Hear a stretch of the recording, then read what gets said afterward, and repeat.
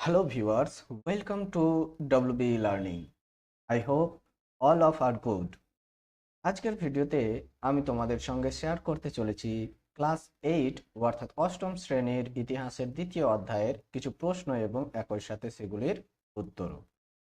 অষ্টম শ্রেণীর ইতিহাসের দ্বিতীয় অধ্যায় অর্থাৎ আঞ্চলিক শক্তির উত্থান এই অধ্যায়ের এটি তার দ্বিতীয় পর্ব।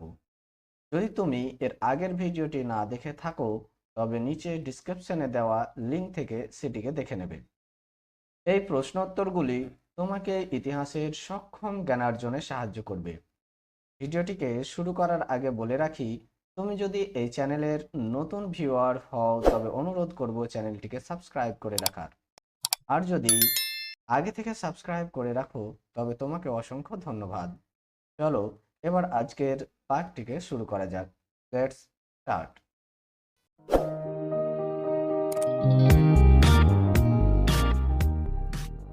তো এর আগে আমরা এই অধ্যায়ের 1 থেকে 20টি প্রশ্ন উত্তর দেখেছিলাম। আজকে আমরা দেখব 21 নম্বর প্রশ্ন উত্তর থেকে 40 নম্বর প্রশ্ন উত্তর।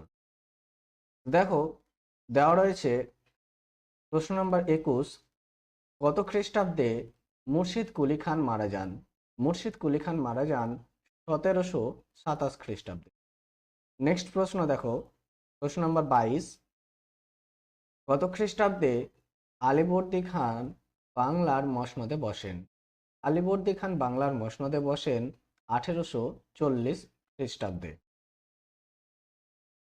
নেক্সট দেখো পরের প্রশ্ন, প্রশ্ন নম্বর 23, কত খ্রিস্টাব্দে আলীবর্দী খান মারা যান? আলীবর্দী খান মারা যান 1756 খ্রিস্টাব্দে।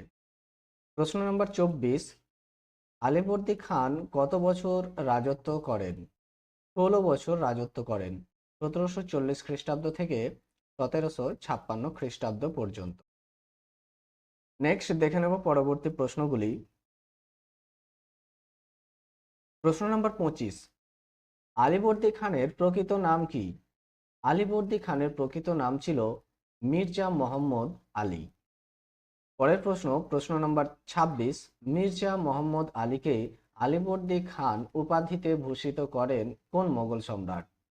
এর উত্তর হলো সুজাউদ্দিন খান। 1828 খ্রিস্টাব্দে তাকে আলীবর্দী খাঁ উপাধিতে ভূষিত করা হয়। পরের প্রশ্ন, প্রশ্ন নম্বর 27, কোন ঘটনার পর আলীবর্দী খান বাংলার মসনদে বসেন? এর উত্তর হলো 1740 খ্রিস্টাব্দের 9 এপ্রিল গিরিয়ার যুদ্ধে সরফরাজকে পরাজিত ও নিহত করে আলীবর্দী খান বাংলার মসনদে বসেন। নেক্সট প্রশ্ন, প্রশ্ন নম্বর 28, আলীবর্দী খানের মৃত্যুর পর কে বাংলার নবাব হন? আলীবর্দী খানের মৃত্যুর পর বাংলার নবাব হন তার দৌহিত্র সিরাজ উদ দৌলা। ভিডিওটি ভালো লাগলে অবশ্যই ভিডিওটিকে লাইক করবে এবং চ্যানেলে নতুন হলে চ্যানেলটিকে সাবস্ক্রাইব করে পাশে থাকবে। চলো তাহলে দেখে নিই তারপরের প্রশ্ন উত্তরগুলি।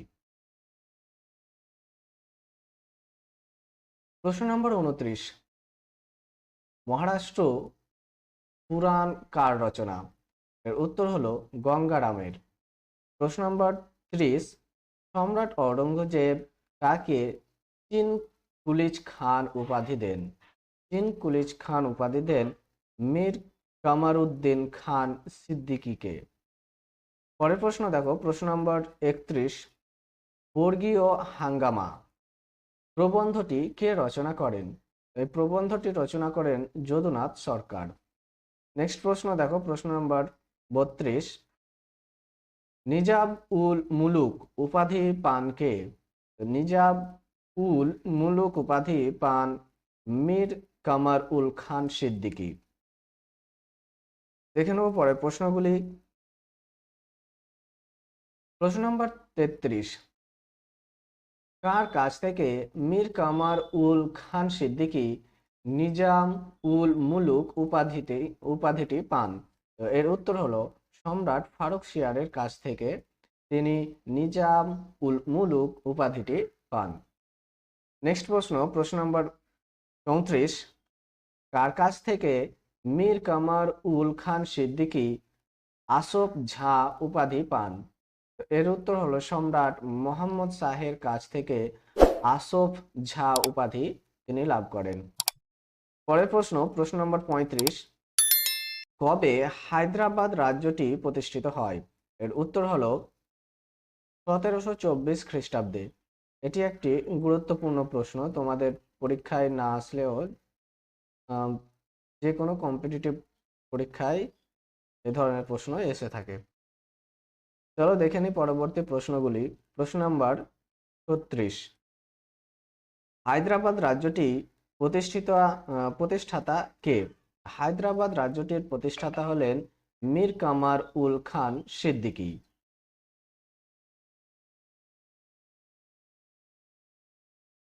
এই ভিডিওর পিডিএফ ফাইলের লিংক তোমরা নিচে ডিসক্রিপশনে পেয়ে যাবে, সেখান থেকে এই প্রশ্নোত্তরগুলিকে ডাউনলোড করে নিতে পারো।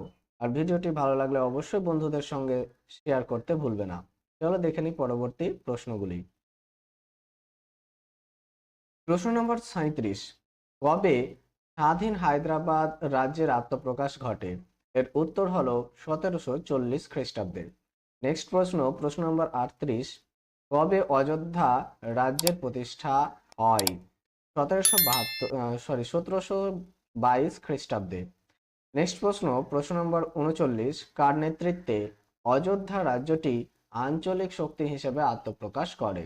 এর উত্তর হলো সাদাত খানের নেতৃত্বে। নেক্সট প্রশ্ন এবং এই ভিডিওর সর্বশেষ প্রশ্ন, প্রশ্ন নম্বর 40, কে সাদাত খানকে বুরহান উল মুলুক উপাধি দেন? তো এর উত্তরটি হলো মোগল সম্রাট মোহাম্মদ শাহ। তো এটি ছিল আজকের ক্লাস 8-এর অর্থাৎ অষ্টম শ্রেণীর আঞ্চলিক শক্তির উত্থান দ্বিতীয় অধ্যায়ের গুরুত্বপূর্ণ প্রশ্ন এবং একই সাথে সেগুলির উত্তর। যদি ভিডিও ভালো লাগে তবে অবশ্যই ভিডিওটিকে বন্ধুদের সঙ্গে শেয়ার করতে ভুলবে না, এবং চ্যানেলে নতুন হলে এই ধরনের ভিডিওর আপডেট পাওয়ার জন্য চ্যানেলটিকে অবশ্যই সাবস্ক্রাইব করে রাখবে। Thanks for watching, keep watching and keep learning.